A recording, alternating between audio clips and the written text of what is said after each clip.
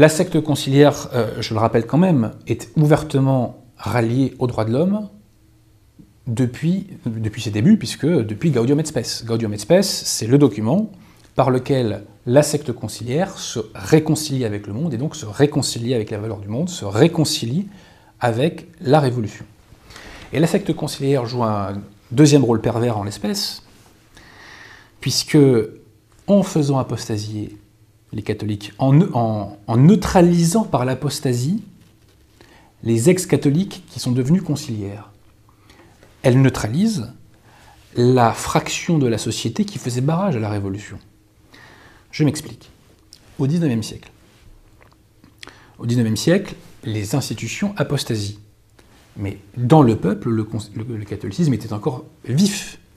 Il y avait une anthropologie française qui s'opposait aux institutions. C'est pourquoi toutes ces valeurs révolutionnaires comme la peine de mort, enfin l'abolition de la peine de mort, ont mis du temps à s'imposer.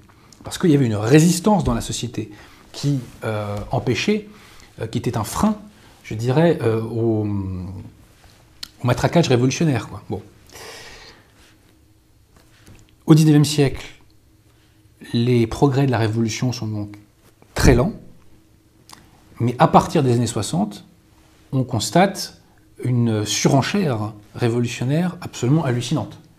Ce qui fait qu'on arrive aujourd'hui dans notre société où le vice est partout, absolument partout.